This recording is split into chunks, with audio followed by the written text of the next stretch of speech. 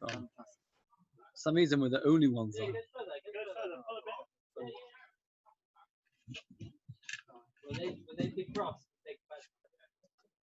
not that cold to have off the shelf. Oh, somebody else, Chaim. Good evening, Chaim. You okay? Is this on? Yeah, just take it. Evening, Baruch Hashem, you.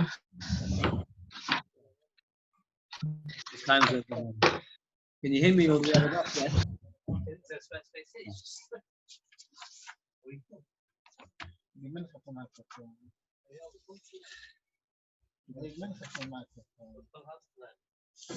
We're up to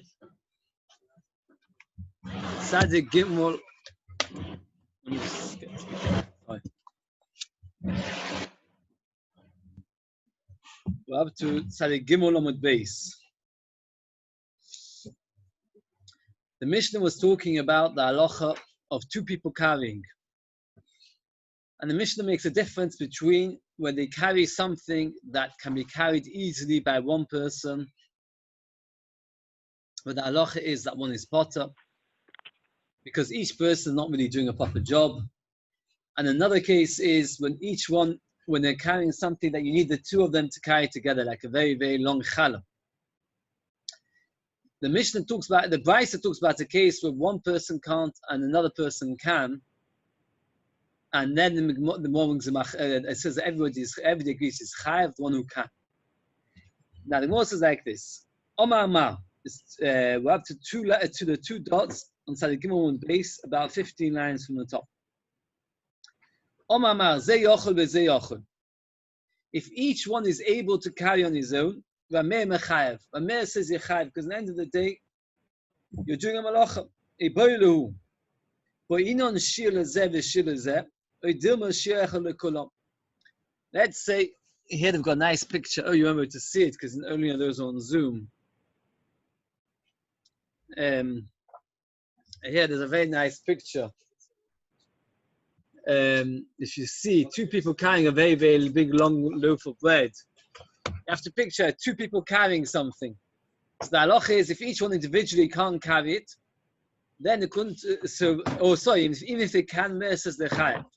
Now we know that for carrying, you have to carry something of significance to be chayav. So what happens? Like for example, for food, how much do you have to carry for food to be chayav? We've had this about 1,000 times. A gergeres, a dried fig. So what happens if two people carry one dried fig? Do we say they both carried and they're chayav, or do we say since each one is as if he carried half a dried fig, so therefore they're both potter? That's the shayla of the Gemara. And the more big machlokes. Rav Chisda v'Rav Amnuna. Chadam ashir lezeh v'shir lezeh, v'chadam ashir echad lekulon. One man says indeed you have to have two dried figs, and the other man says it's enough to have one dried fig.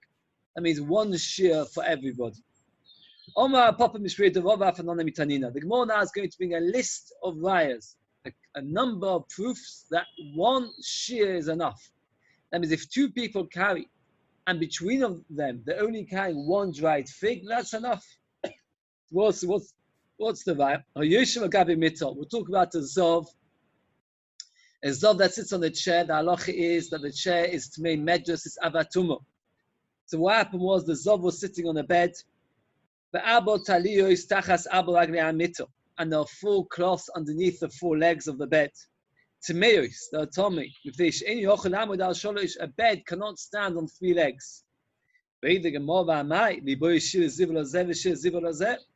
halacha is for a zov to be metame, he has to put the majority of his weight on the bed or the chair or whatever he's lying on. And over here, when there are four legs to the bed, each leg is certainly not taking the majority of his weight. The answer is that when a number of people do something together, as long as there's one shear to combine for all of them, one is chayav. And the same thing, if there's enough for all of them to carry together, if enough that between the four legs of the bed, they have the weight of the zov, it's enough to become tomei. Says,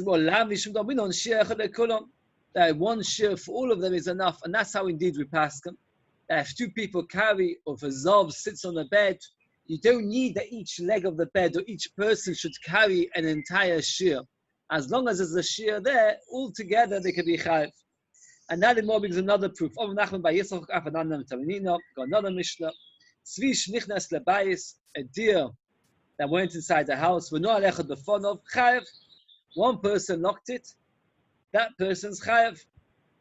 If two people lock the front door, if one person can't lock the front door, it's a very heavy door to close, and you need two people. Then you're chayav. Why you chayav? There's only one deer, and to be chayav for tzeder, you have to capture an entire animal. So how can you be chayav? So we've got three places where one shiur works for everybody. By carrying, if a few people carry, they're all chayav, even if there's only one shiur. By a zov, that the bed is all the sheets, all the cloths underneath the four legs are all tomei, even if there's only one zov sitting. And by tzeder, that if there's only one deer going in the house and two people trap it, they're chayav.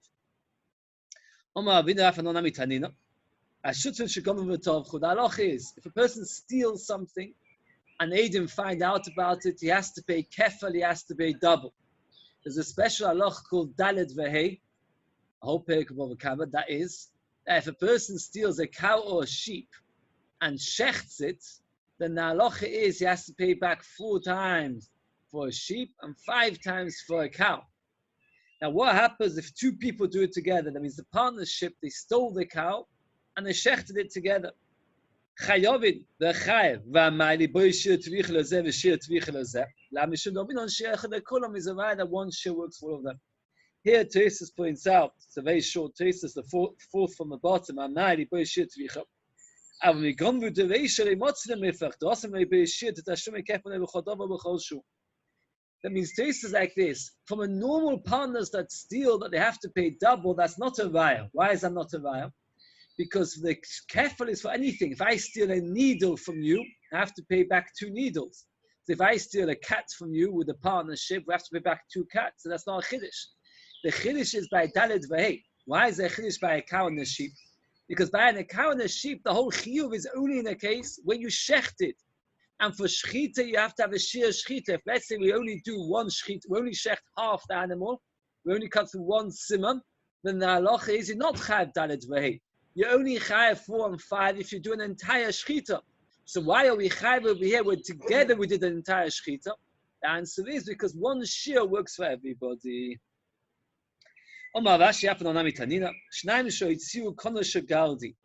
They take a reed of a weaver, chayovim. So the pastors will more discusses exactly what this reed does. You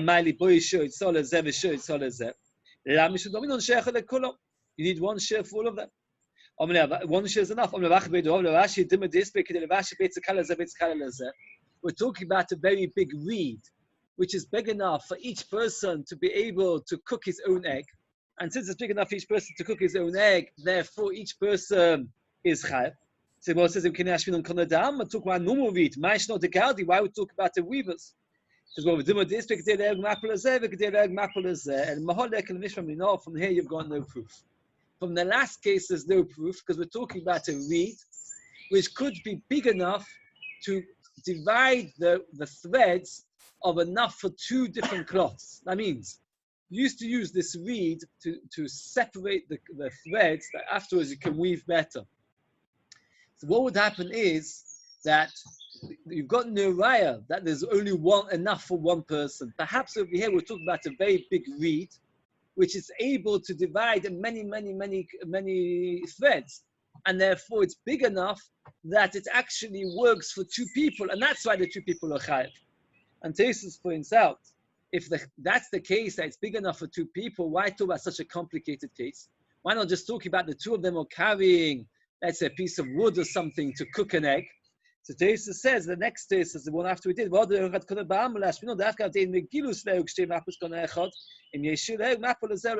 means even though normally when you weave a tablecloth, you do one and then you do another one. The chiddush is that in this particular case, where you set it up enough for 2 people, then you're chayav. So let's go very briefly. The Gemara brings a machlekes. If two people carry, does each one need to carry enough for themselves? The Gemara passes is enough that between the two, they only carry one shiur. And the Gemara says the same halacha applies to a zov on a bed. The same halacha applies to two people hunting a deer. The same halacha applies to two people shechting a cow or a sheep. The Gemara wants to suggest the same halacha applies to two people stealing one reed. The Gemara says that's not a good proof because there we're talking about where the reed is very big and it works for two people. Tani Tanakh Rav Nachman, there was somebody learning in front of Rav Nachman, and he said that's what Shlam Sheitzu Kodesh Gadi Petuin Rab Shimon Mechayev. So he said to him that's wrong. Klapelai is the other way around. Rab Shimon always says if two people do it, the potter, and the Tanakh is the one who says Yechayev. As we said, when in the Mishnah, according to Rab Shimon, whenever two people do something, they're always potter. When the Tanakh, it depends if they can do it each one on their own, then they're potter. But if each one can't do it on their own, they're chayev. If you look in the next case, it's very short, but Tais explains this specific point to try to see if something misses out. Tais is like this: we're talking about very heavy things, and that's how we pass them. That if each person on his own can't carry it, and two people carry it together, you're chayev. And Shimon says you're potter even in that case. So when we change around the brisa, we're talking about a kind of reed that's very, very heavy, and therefore you need two people, and that's why you're chayev. And Shimon says even in such a case, you're potter. Says the Mishnah. Person takes a big plate, and on the plate he puts one small crumb of food. He's potter afalekli. He's also potter for carrying the keli. The keli is tough, it's subservient to the food. Here's a sweet little picture. You have somebody carrying a massive, massive plate, and he's got inside, you won't be able to see from there. And inside the plate, there's a little bit of food, so it's potter. If you carry a live person in a bed, potter afala mitzah, you're potter even on the bed. Here again is a nice picture, a smiling person lying on the bed, and somebody carries the bed. You're potter. Why you're potter? Because at the end of the day, this is two nekudas. One nekuda is that a live person, when he's being carried, does effort to make himself lighter. And therefore, carrying a live person is not awesome in our Torah, it's only awesome in the Rabbanon. So therefore, carrying the live person is not awesome in our Torah. The bed that the live person is lying on is bottled, it's tougher, it's subservient to the live person. So if a person carries a live person in the bed, he's okay. So let's say you push your buggy, you push a pushchair around the kehillah, assuming there would be no Eruv, and assuming that one would be able to find the Rishus Rabbim somewhere in Manchester, then what would the din be? You would still be potter, because the baby is a chai. So the chai is neisas atzmut. The buggy or the pushchair, whatever you call it, the stroller, is bottled to the baby.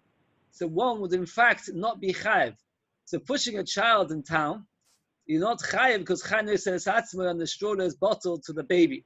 Furthermore, there's no Rishus Rabbim in this kehillah. So therefore, almost certainly no Rishus Rabbim in this kehillah, I should say.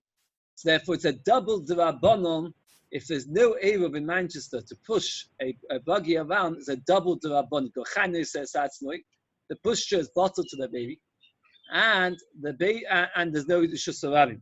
The nafkamina, as I mentioned, if a person needs to carry something, again, Mr. Silbersheim writes this in his Shuvas, that there was a person who needed to carry medication from the doctor.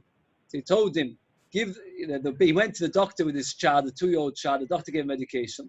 He said to the person, give the medication to the child to hold it in his hand, put the child in the buggy and push the buggy, and then that way you're saving yourself as much as possible. Okay.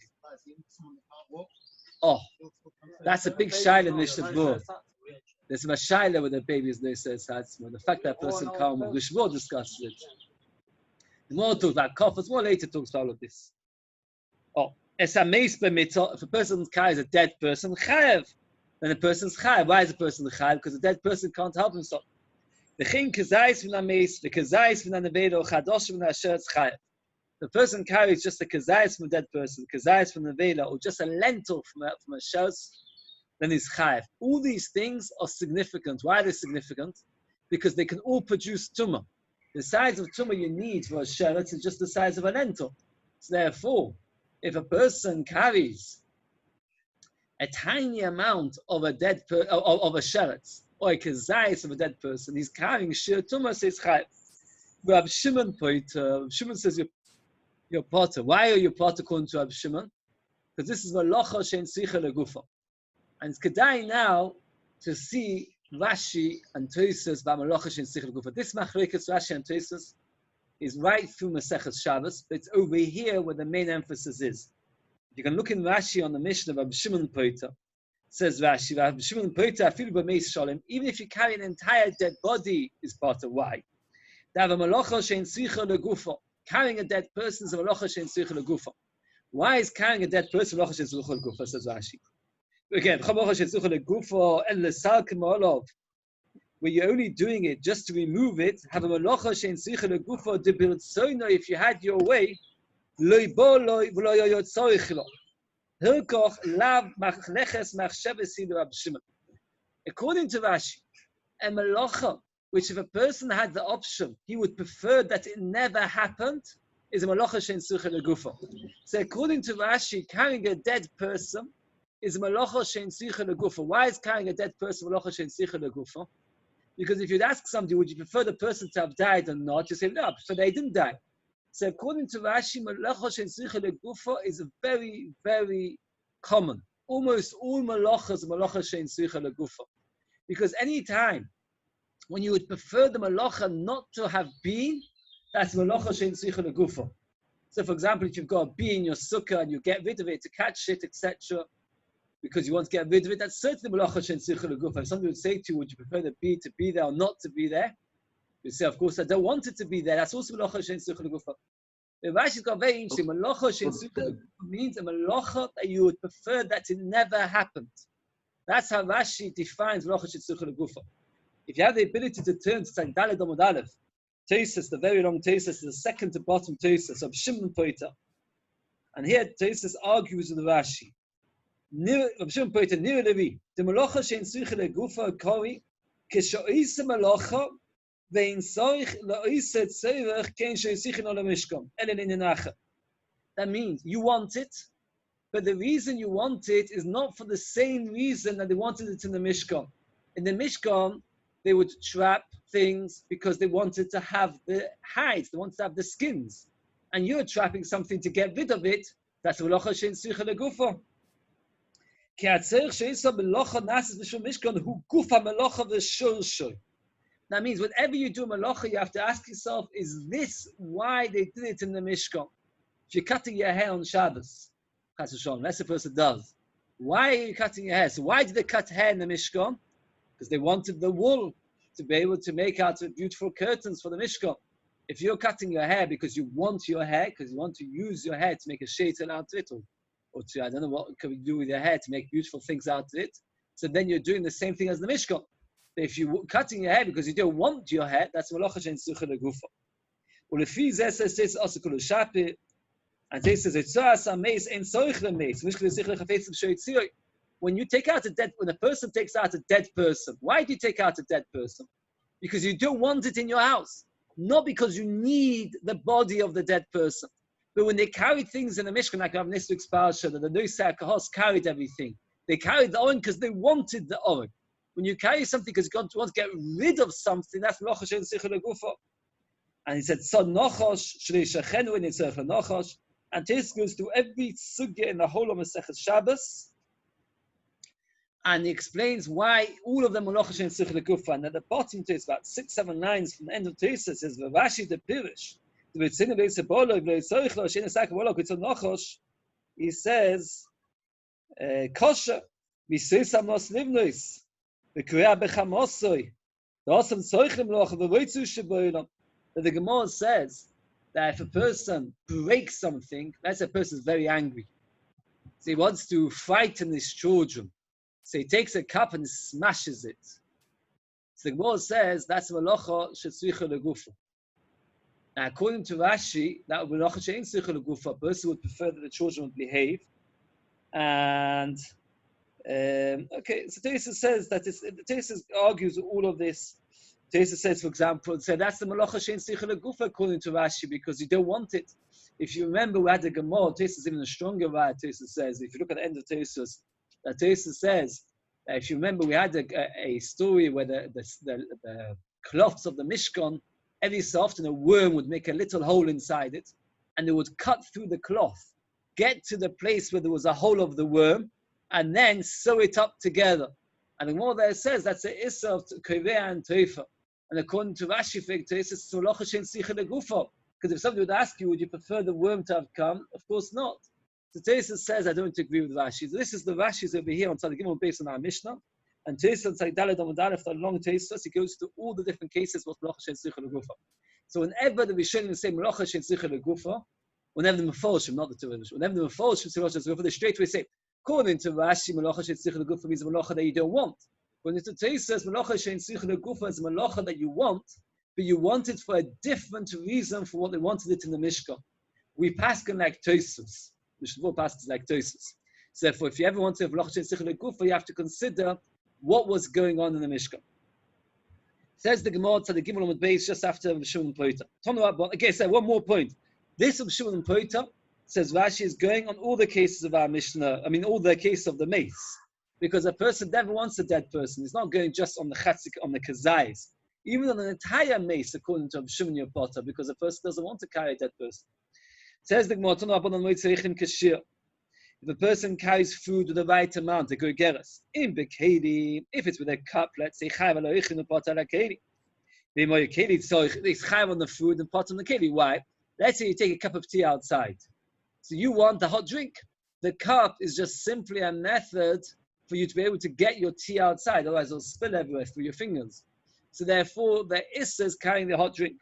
Let's say you're eventually going to use the cup of tea, you're going to use the actual cup for another purpose later. So then chayav afala keli. So you chayav two. So if first takes a cup of tea outside, he wants the hot drink, plus he wants the cup, he's chayav two. Shema Mino says mo'oichel shnei zeis echid ben echad. What do you say? The cup is decorated. No, it's not enough. Rashi says, if you look at the word Rashi, that means you take the cup, let's say, for example, you take the cup, and afterwards you need the cup for some other purpose. It's not enough that the cup looks nice. You actually want to use the cup. It says, if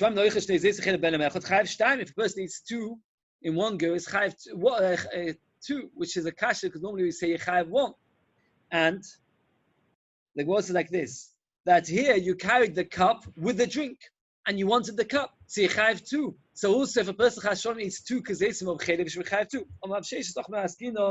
Top of Tzaddik Daled Amud Aleph, going to shogag aloichlin, he made a mistake regarding the food, and therefore he's chayav chatos. Vehezid ala keli, and he's chayav on the keli. That means on the keli it was bemezit, on the food it was a shoygeg, and that's why he's chayav two. One for the food, he'll be chayav chatos, and for the keli, he'll be chayav misa.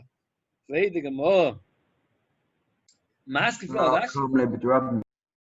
that Tesis, spotted Tesis discusses as well about coming with Rabbim, etc. Pashtus, the Eker the Kud is his, it is your chayav misa. Okay. Mask for Avashi, Wafala Keli Ketoni. It's mashma that he forgot both about the food and the Keli, because it says he's chayav for both. Elo Avashi going to Shogag Bazel Bazel. He made a mistake about both. He forgot the issa of carrying the drink and the cup. He found out about one of them. We had in Kar Godel a Machlekas Abichlan and Shimon Lakish. Machlekas was if somebody does two averos and he finds out about one, and then he finds out about the second, is he chayav two or one? And the Gemara says like this: that the Sheishas didn't want to hold of it. He held. That means machlekas abichlan and shlokish, whether yediyas mechalkis or not, whether the person's chayav by yediyas mechalkis or not, when he finds out at two separate times, is the machlekas of Sheshis and Rashi regarding Pshat in our Mishnah. Rashi that says that you're chayav because he remembered about one and then he remembered about the other. He always yediyas mechalkis is chayav, and therefore that's Pshat in our Mishnah. Rav Sheshis do want to say that, and he wants to say that one is shegi, one is mezid. He holds yediyas and not mechav. I just summarized quickly that machlekas we had previously. Normally, if a person does an Avera, remembers he did the Avera, then he does another Avera, is Chayiv 2. If a person does 2 Averas and he finds out about both, he's Chayiv 1. If a person does 2 Averas, but he finds out about one, and then he finds out about the second, that's a machlekes of Yichud Mishum Lokish. Do we say Yedias Mechalkes? Yedias Mechalkes, after you did the actions, do they split up the chatos or not? That's the machlekes of Yichud Mishum Lokish. The more carries on. It's a chay b'mito, potter afal mito. If a person carries a live person in a bed, he's potter also on the bed. Why? Because the bed is subject to the live person. You carry a live person on the bed, your main intentions for the live person. It says more, the Tanya, the person carries an animal into the Shusarabim, bein chayin or bein shchutin, whether they're alive, whether the shecht is chayin, the chayin. But nos noimar shchutin chayin, chayin potter, shechayin yoses atzmoi. Regarding animals, we have a machlokas if a person's chayav by carrying a live animal or not. In our Mishnah, it says that a live person, you're potter. Our Mishnah, which says a live person is potter, is like a noson that says that a live animal is potter. Says the Gemara, you can't compare, no, even it's called Rabbanon.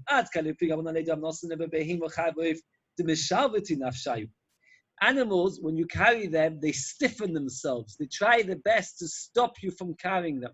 Since they stop you from carrying them, therefore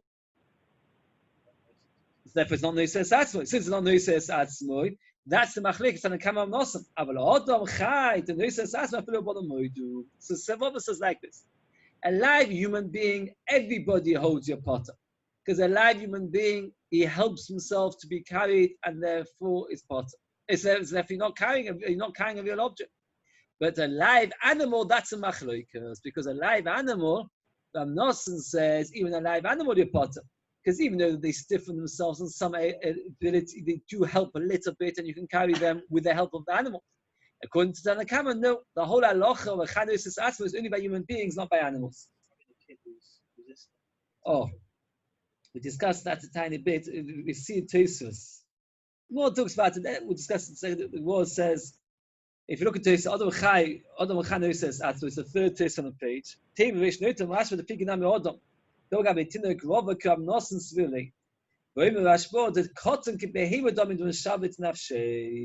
The Rashba holds like carrying a baby is like an animal in the sense that they stiffen themselves and make it difficult to be carried.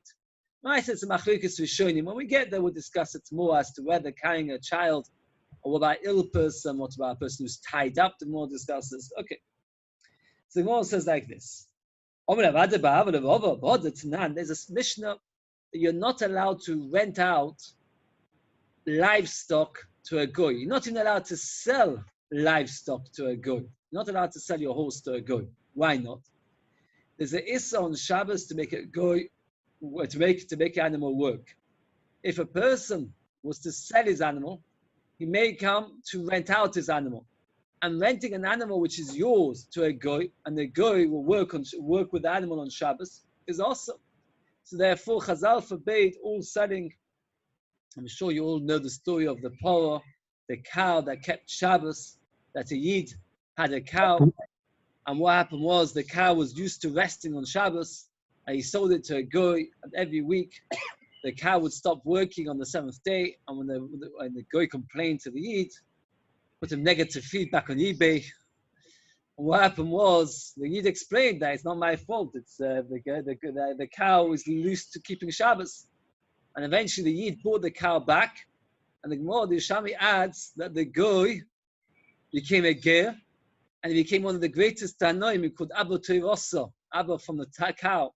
But the Maisa, one is not supposed to sell animals to a goy, because selling animals to a goy, what will happen? Why not? Why not? Because if you sell, what is it?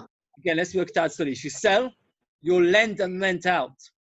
Let's say you rent out your animal to a goy, your neighbor the goy, and he'll work with it on Shabbos. Since the animal is still yours, because we're talking about when you rent it out or you lend it to him, so it's still yours. Therefore, what will happen is you'll be causing that your animal should work on Shabbos, and there's an issa to make your animal work on Shabbos. One of the Even your animals have to rest on Shabbos. So getting your animals to work on Shabbos is forbidden. Is it clear? If you give it to, if you sell it to go, you'll rent it to go. If you rent it to go, says the Gemara, you're not allowed to sell it in case you make him to rent it. Says the Gemara, Ben Beseira allowed that you should sell horses. Why horses of all animals? Cows not, donkeys not, but horses yes. But Tanya, Ben Beseira Mate Besus, why did he permit horses? In the olden days, the only thing you used a horse for was to make people ride, not to carry loads, burdens on it. The only purpose was to make people ride on a horse. If a man rides a horse, as we explained before, so even if I sell a horse to a guy, even what's the chashash? I might rent it to a guy. If I rent it to a guy, what might happen? He might work with it on Shabbos. But what will he do with a horse? Ride on it. But riding a horse is not awesome in that. Riding a horse is only awesome with Rabbanon because a donkey, which people use to load up your burdens, to put your sack of potatoes and onions, that is forbidden. Because if you rent it to a guy, he'll put his potatoes on his back, and that would be proper carrying, and the animal will be doing a malacha on Shabbos. But horses which are made primarily for the purpose of people riding, so people riding is not awesome. So Ben Beseira says you're allowed to sell a horse to a guy. Says the Gemara, Ben Beseira Rabbi Yochanan says that Ben Beseira and Rav Nosson said the same thing. Let's go through very slowly the whole cheshbon we had so far. Our Mishnah tells us a live person carries himself. The Gemara asks a question regarding animals. We had the machlokas. So our Mishnah is not going according to the Chacham, it's going according to Rav Nosson. Answers Rava, the machlokas is only regarding animals which don't help themselves to be carried. But human beings, everybody agrees it's permitted to carry a human being minat Torah because a human being helps himself. The Gemara, that Rabbi Yochanan, when he was looking for an explanation to Ben Beseira's heter, that you're allowed to sell a horse, the only explanation he could find is that Ben Beseira holds like Rabbi Nosson, that live things help themselves. Now, if you hold that live human beings always help themselves, and regarding live human beings, there was never a question, like Robert just explained to us, like our Mishnah says. So why did you have to explain Ben Beseira holds like Rabbi Nosson? You should have said Ben Beseira holds like everybody, that since human beings carry themselves, therefore one is allowed to sell a horse because if the worst thing he'll do is carry a human being, and human beings permitted. So we see from the fact that Rabbi Yochanan, the explanation of Ben Beseira, he said only works with Rav Nosson, is Rabbi Yochanan understood that Chanuses Atzmoi is something that only Rav Nosson holds, but the Chachamim never hold it, not even by human beings. Because they stiffen themselves. Ben Beseira, Rav Nosson. You said even the Chachamim agree that a person carries himself, and therefore Ben Beseira can be according to the Chachamim as well. Answers the Gemara. He's talking about a horse which is made to carry birds. Says and there were hunters who used to have special horses, and the purpose of the horse was only to carry birds. That's all the horse ever did. And it's regarding these horses that Ben Beseira said you're allowed to sell them. You're allowed to sell them. Why? Therefore, Rabbi Yochanan said the only way I can explain Ben Beseira is if he holds like a Nosson. If Ben Beseira was talking about horses that carry human beings, I can understand Ben Beseira permitting selling horses because at the end of the day they carry human beings and the Chanukah says that's not. But since Ben Beseira was talking about horses carrying birds, and birds is something which don't carry themselves according to the Chachamim, the only way to explain Ben Beseira is to say that he holds like Rav Nosson that even animals carry themselves. Right. So therefore, that is the explanation of the Gemara. That what? That a person who is so by human beings, everybody agrees it's permitted min haTorah because we say Chanukah says asma. A horse carrying human beings is also permitted because at the end of the day, he's never going to do a malacha deraisa. A horse carrying birds, that is the machlokas between Ben Beseira and the Chachamim, which is the same machlokas between Nosson and the Chachamim. Because according to Amnosim, that birds carry themselves, therefore you're allowed to sell a horse that carries birds. According to Chachamim that say that birds don't carry themselves, you're not allowed to sell a horse which doesn't carry birds.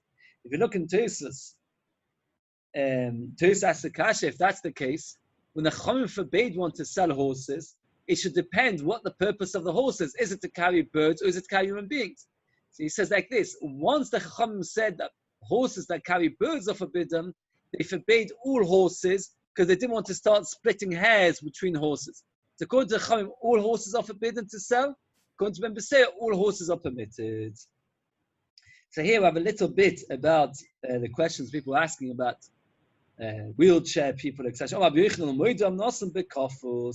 If it's tied up, everybody agrees that it is not noser satzmai. These Persians, as if they're tied up. Rashi says, why they're tied up? Rashi says that these Persians would wear clothes which were very stifling, and they couldn't move. They would sit on the horse without being able to move. The Meiri says that the Persians were extremely, extremely fat. They were so fat that it looked like they couldn't possibly move. Since they couldn't move, says the Gemara, so they're like kofos. So you see that we say that they hold that you're still allowed to sell a horse, even if it's going to carry a Persian, even though the Persian's fat and therefore it's as if he's tied up and he can't move. And you just said that somebody who's tied up, you're not allowed to carry. It's out of arrogance that they don't walk. There was a Persian minister that the king was annoyed with. He ran 3 parsa, which is 12 mil by foot. So you see, when they want to walk, they can walk. It's only a certain arrogance that they sit on the horses as if they can't move. And therefore, you can't compare it to somebody who's actually literally tied up, that indeed he can't carry. Says the Gemara, and the Mishnah finishes off. The Shimon's poeta. Why is Shimon poeta? Because malacha shein tzricha legufa. And as we explained, according to Rashi, malacha shein tzricha legufa is a malacha that you would prefer that never happened. According to Tosfos, malacha shein tzricha legufa is a malacha that you want something out of it which in the Mishkan they never wanted. Says the Gemara, poeta yo Rab Shimon, top of Tzadik Dalet on base. Even when you take a dead person to bury. Oh, what's the chiddush? Here we say like this: Melacha she'ein tzricha legufoi. Melacha she'ein tzricha legufoi means a melacha that you do not want the melacha. Either you don't want the same consequence as the Mishkan, or you don't want the melacha altogether. You might have translated melacha she'ein tzricha legufoi that you don't want the item itself. And here by the mace, you are benefiting the dead person by burying him. So you might have thought that in that case, that... Okay, actually I'm jumping a bit. Let's go for the stage, sorry. Why? Because once he's carrying out the mace burying, he wants to carry it. He takes that, like what the Mishkan is carrying to carry it. So that's why Tosfos says, the first few words of Tosfos, he says like this, that the Mishkan, they wanted the item which they carried after they carried. It means you carried the oren from place to place because you wanted the oren in the next place. When the person carries a dead person, he doesn't want the dead person. I'm going to use the dead person. That's kind of also like this. Even if a person carries a dead person, bury him is potter. Omar Rabba Moida of Shimon. Of Shimon is Moida. If a person carries a spade to dig with it. Why? Because then you need the Sefer Torah, then you need the spade.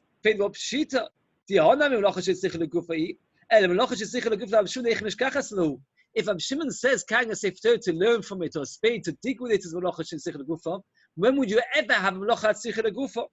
So says no. That you need both the benefit of the carrying and the benefit of the item that's being carried. You might have thought that to be chayav on Shabbos, you have to have 2 benefits. One benefit is the actual item that you're carrying benefits from you carrying it. And the second thing is that you benefit from it. Kagon, how would you have that? You have a spade, and the end of the spade has become bent out of shape or worn down. So you carry the spade outside to dig with it and to repair it. Alternatively, Sefer Torah la'agia v'likros bo, or Sefer Torah to correct it because it's got some mistakes, and at the same time to read with it. Kobash malod that you don't need, as long as your person himself benefits, you don't need the actual item to benefit. And the way the Shalom explains this, is referring to the person, not to the item. You might have translated that the item doesn't need it. And if that's the case, when you carry a spade to dig with it, the item doesn't gain. Is referring to the person carrying it, that he himself has not gained anything. So if the person himself has gained something, even if the spade hasn't, what is chayav? So the ikka is the person carrying it gaining. We don't care if the item gains anything or not. Also, the short story. There was this dead person that was in a town called Droikos. Show Nachman Beitzrak Fuke the Carmelis. Nachman Beitzrak allowed him to be taken out to a Carmelis. So the brother Mabid Amanda said to Nachman Yitzchak, come on, who you think of Shimon? The Shimon who holds the Malacha Shezuchel Gufa. Aim at the potter of Shimon Mechiv Chatos. He patted for Mechiv Chatos. He said that the Malacha Shezuchel Gufa is still also with Rabbanon. Omalei Oleikim make a shvur da'idus be'at. Even you should carry it, even according to Rabbi Yehuda. The me coming to the Shusarabim, the Carmelis coming. I never talked about carrying to Shusarachid. It's a good to Shusarabim. I meant to Carmelis. God look with that beer. And we're discussing a case where the body was suffering. Either it was about to get burned, or it was smelling, or it was in the sun, and therefore it was a kvod abiyah. So therefore, to a Carmelis, it is mutter. Says, let's just see if you can see in Rashi. Now, Fuke the Carmelis, by me, is the first of the narrow lines of Rashi. Rashi says, it was in a disgraceful way on the fire on the sun. Oh, what about muktzah? You put on it a child or a loaf of bread, therefore it's not a boss, therefore it's now carried for the loaf of bread. And it's a very interesting Rashi, because Rashi asks, we've got another problem, what about muktzah? Answers Rashi, we've got a solution to the muktzah. What's the solution? Put on it a loaf of bread. This is not here elsewhere. This asks a kasha, I don't understand you. If you're allowing you to do an issa d'rabbanan of carrying to a Carmelis, because of the fact that Godel Kvod Abrius, so Issa Muktzah is also only d'rabbanan. So why suddenly for the Issa Muktzah do we need to put a loaf of bread on a dead person or a baby in order that it shouldn't be a problem on Muktzah? So what does Tesis answer? Anybody want to hazard a guess? What does Tesis answer? That Godel Kvod Abrius is only b'di'evet, but if you can find a way to avoid it, you're supposed to avoid it. And therefore, regarding carrying it into a Carmelis, you've got no choice. You've got to put that beer. Regarding muktzah, if you have a solution, you should carry it in with a loaf of bread. Okay. It's not awesome. We have, it's actually a tiny bit to do this. Parasha Miriam got tzaras, and one of the simonim of tzaras is to have white hair growing within the tzaras. And you have to have a minimum of 2 white hairs. So let's say a person's got tzaras and he's very concerned, he's going to be sent out of the camp. So what does he do? He pulls the white hairs out. And then that way he has no white hairs growing in this tzaras. So he saved himself from getting tzaras. He get himself. He burns away that. He burns away the masar chai. The halacha is that if you've got live skin within the tzaras, healthy skin, that makes the person tummy. So what does he do? He singes it to make the live skin dead. Then over baloisase, he's over on aloisase, itma. Achas mishtayim chayav. If there are 2 white hairs and he pulls out 1, he's chayav. Why is he chayav? Obviously he's chayav. Why? It's poshut. Because how many hairs does it need to have to become tomei? 2. By pulling out 1, he's now saved himself from tumas tzaras. But the shayla is like this: achas misholish. What happens if he has 3 white hairs growing and he pulls out 1? That's the shayla. He helped. What did he help? By pulling out 1 hair, he hasn't helped anything. Because he pulls out 1 hair, he's still got 2. And when he goes to the Kohen will say to him, Tommy. But he says, Nachman, no, he did help. What did he help? That if one of the other hairs would fall out, the tumor would go away. So this person has 3 white hairs. He pulls out 1, and then he hopes that the other one will eventually fall out. So he's gained that if another one falls out, he'll tumah will save. Rav Sheshes not potter, hashtem or isa the tumah. Rav Sheshes is potter because at the moment he's gained nothing. Again, person's got 2 white hairs, pulls out one, everybody agrees it's chayav. Why? Because he has saved himself tumah. Tosis points out. Let's see the top. Tosis study down on the base, very short. But obviously the Gemara says later the same svar. Ani ma'aseh mishtak lechodo. Ba'achas me'avad mishtak lechodo achit nami lo as the tumah kulam we did the part that became we chatz as the meis godem. Let's say he has 4 hairs, and he pulls out one. Everybody agrees it's potter. Why? Why is he potter? If he's got 4 hairs, he pulls out one. There's a small chance another hair will fall out, and then another hair will fall out, and then he saved himself. The answer is no. That's not considered benefiting the fact that there's a specs faker that maybe one day he'll save himself. So again, pulls out 1 out of 2. You have to have 2 hairs to be Tommy. Pulls out 1 out of 2. Everybody agrees is chayav. 1 out of 4. Everybody agrees is potter because at the end of the day, he's still got 3 left. 1 out of 3 is a machlokas. One man says 1 out of 3. You've gained nothing. You've still got 2 hairs. You're still going to be Tommy. The other man says yes, you have gained. What have you gained? You've gained that if you pull out 1 out of 3, you've only got 2 left. And then there's a chance that the other one will fall out and then you will be Tommy. Each hair. Okay, I borrowed the expression specs fake. It's not really a specs faker. It's a new benefit. It's far-fetched. That's better. It's far-fetched that by pulling 1 out of 4, I've actually gained anything. Because at the end of the day, even after I pulled 1, and even if another one would fall out, I'll still be Tommy. Says the Gemara, what's the connection to our Mishnah? Says the Gemara like this. I'll prove it to you. We said in our Mishnah carrying parts of a dead person. And we said that the reason you're chayav is because you've benefited yourself. How have you benefited yourself? Because you've carried parts of a mace, part of tumah. So it says in our Mishnah, from a dead person, the half a gazais part. We have one brayta that says half a gazais chayav. And our Mishnah says half a gazais is potter. So we always try to reconcile the shumbei machlekas. Ma'ila, when you take half a gazais of a dead person out of a person's house, and there's a whole gazais there, by taking out half the gazais, what has he gained? That there's no tumah left at home.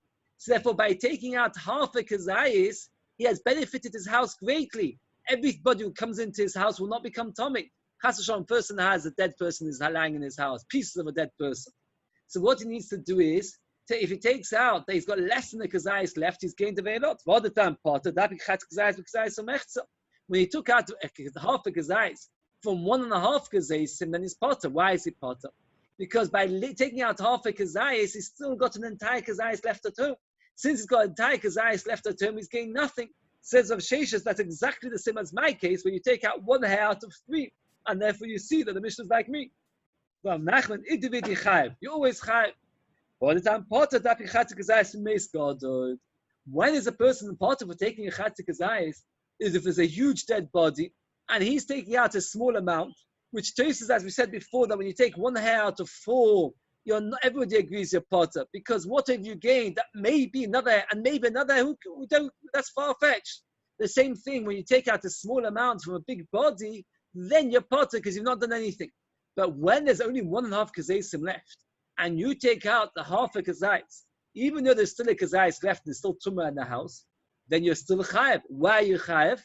Because at the end of the day, you have gained. Because since there's only exactly a kazayis left, by taking out half a kazayis, you've made sure that later, if another mouse or somebody else takes a tiny bit out, then you made the house free of tumah. So therefore, it would be a case you're chayav. I like to a little bit more. Person cuts his nails with his fingers. I actually put a picture of it, but most people can't see it anyway. It's not so hard. You peel your nails with your finger. If a person bites his nails. If a person pulls his hair with his teeth. The person can cut his sometimes a person bites off a piece of hair. If a person bites off a bit of his moustache, or his beard. Goydelis is a woman that makes plaits. Plaits are you make a hair into fancy, I think braiding. Braiding is the right word. Braiding. Kricheles means a person puts eyeshadow. Let's put coloring on the eye. Pekeses Rashi says two explanations. Either it means combing the hair with your fingers, parting your hair, or Rashi says it means putting dough on your face and taking the dough off. It makes your face look redder. Ablezer says in all these cases it's a Issa D'Oraisa. And the Chachamim say it's only D'Rabbanan. Why? Because the Chachamim hold that it's not a normal way of doing it. Since it's not a normal way of doing it, it's not a proper Issa D'Oraisa. The Gemara explain each one, the first few anyway. Biting your nails, according to Abelezer, if a person really knows how to bite his nails well, he can do it professionally. So therefore he's chayav because it's a proper cutting his nails. The Chachamim say no, it's an unusual manner. A person doesn't usually know how to cut his nails well properly by biting. So therefore it's only D'Rabbanan. And here we have a Tosfos which creates one of the longest Biur Halachos in Hilchos Shabbos. If you've got the ability to see it, Tosfos is the fourth Tosfos. Says Tosfos, Hanuk abekeli d'rakul chayav, Hanuk Rabbi Yehuda d'mechayav melacha shetzich legufa. Tosfos asks a very big question over here, a very important question.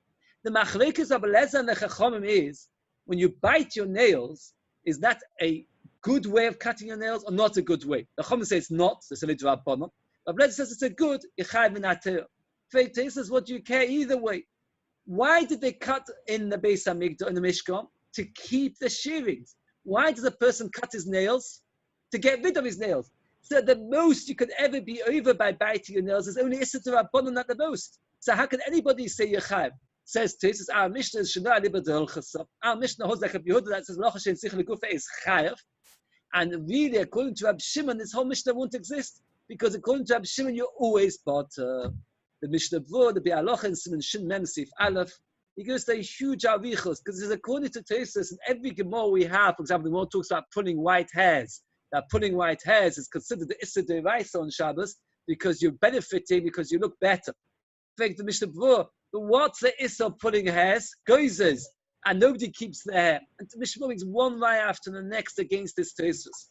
And he found a Rivosh, a very interesting Rivosh, which I would say is a scary. The Rivosh says that in the Mishkan there was another reason for cutting hairs, and that is that sometimes they would make things out of leather hides, oros techoshim, and they wanted the leather hides to look nice, so they would cut off all bits of hair and all pieces of skin dangling from it, and that would make the leather hide look very nice and polished. Says the Rivosh, therefore the same thing, when a person bites his nails, he sometimes does it because he wants to make his nails look nicer. And that is exactly the same as what they did in the Mishkan to make those Choshim look nicer. And he argues on Tosfos, and therefore biting your nails, according to Abelezer, which is a skilled way of doing it, is D'Oraisa. According to the Chachamim, it's D'Rabbanan. The nafkamina between the Tosfos and the Rivosh is that if a person cuts his nails on Shabbos, according to the Rivosh, he's over Issa D'Oraisa. According to Tosfos, only Issa D'Rabbanan. There's a famous story of the Chazon Ish that he saw somebody biting his nails during the weekday, and he said to him, "You're Machal Shabbos," because the person who gets into the habit of biting his nails, it's very, very difficult to stop himself to do it on Shabbos. And you could say to the Chazon Ish that that's only going according to the Rivosh. According to Tosfos, you can't really call him Machal unless you say that somebody who's the abundance also Machal Shabbos. But it makes a lot of ramifications for a lot of you. We'll see when we come back to Tosfos. Tosfos says that this whole Mishnah is only according to Rabbi Yehuda. Says the Gemara, Shita, of course, It all says, Shita, if you take your nails, by each other's nails with the fingers. The Chachamim always say a potter. The Chiddush is according to Rabbi Lezer that you chayav even with your fingernails. Kamash malom. That's the Chiddush, that even Abelezer, that means you might have thought the Mishnah talks about cutting your nails with another nail. It's only to tell you the Chiddush of the Abelezer. But the Chachamim say you always potter. Kamash malom. Says the Gemara, Abelezer machlikas le'atzvei. Abechaver tivakir potter. If you bite your friend's nails, or you peel your friend's nails, everybody agrees you're potter. The Rishonim explain the reason is that a person may be skilled in biting his own nails. A person may be skilled in peeling his own nails. A person never becomes skilled in biting somebody else's nails. He can't do a polished job. So for everybody agrees with potter. The Mishnah talks about his own nails. The Mishnah itself seems to be saying this point. What's about it? Even to your friend, that they're your potter, kamash malom, that your friend's nails, you're always part. Person who cuts has a haircut enough that it's a snip, the top of the scissors. That is the amount which the scissors, the top of the scissors can cut in one go is chayav. How much is the scissors mouth? If you look at a pair of scissors when they close, it's like a mouth closing up, right? The snip, when you look at a pair of scissors closing, the top of it looks like a mouth closing. So how much is that? 2 hairs. I find it very interesting. I looked up, I couldn't find anybody discussing. It must have been a very tedious job to be a haircutting person all the days. If each time you cut the scissors, you only manage to get up 2 hairs, then it would be a long and tedious job, and nobody asks about it. It seems that's how much you did at the time, 2 hairs at a time. Says Bobo, Tanya. Yeah, but it's much for the pia. So okay, that's considered malacha. The tip of the scissors, okay, it's still a small amount. You think about the tip of a normal pair of scissors, you can cut more than 2 hairs. Okay. What Tanya of the kolchoshtein, that there's the issa to pull out your hairs for a base. That's also 2 hairs. Eva b'chele kolchoshtein. Tanya da b'ochad oitabo lepi azug b'Shabbos chayav. B'kamo lepi azug shtayim it is 2. B'ablezer b'achas. B'ablezer says if you pull out even 1 hair on Shabbos, you're chayav. And the Chachamim say you have to do 2 hairs. Ablezer says 1. If a person pulls white hair out of black hair, the Chachamim are moida. Shafilu achas chayav. Why? Why if you pull out 1 white hair, you're chayav? Oh, normally we said that to be chayav for a haircut in Shabbos, you have to do 2. The answer is by pulling out 1 white hair, you've enhanced how you look. Normally, you only enhance how you look if you cut 2 hairs, because cutting 1 hair doesn't make a person look better. 2 hairs is already an improvement to the person's face. But when a person pulls a white hair out of black hair, just pulling 1 hair is already an enhancement. You're not allowed to do it in a weekday. Pulling specifically white hairs is awesome because this is for man to do, because this is a way that women do it. Let's just get to the thing. Let's get to it. Tanya of Shimon Elazar.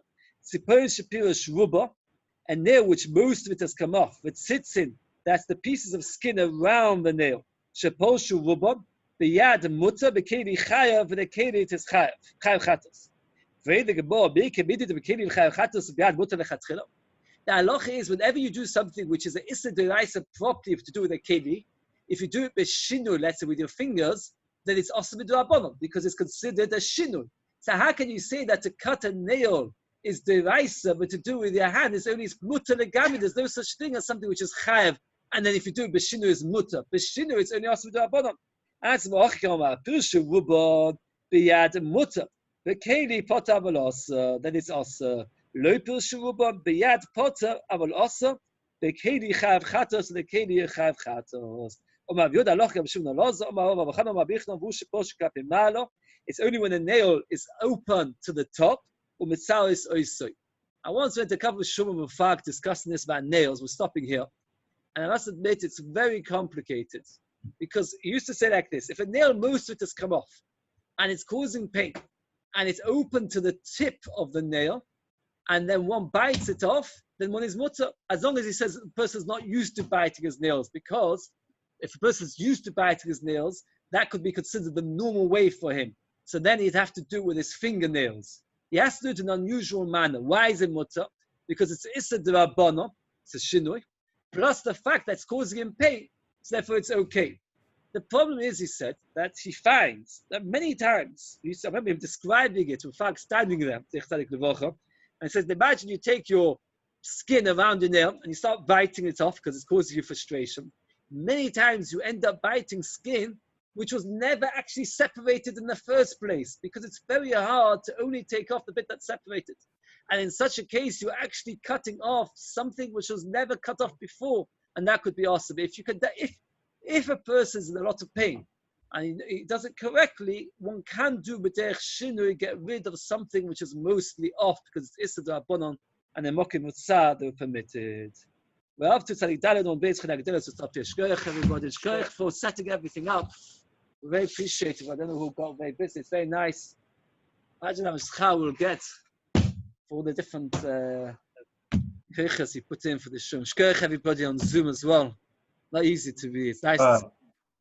They called it a very, very good night. Atzlacha with everything. Sure. I'm turning it off. I'm just right. Have a good night.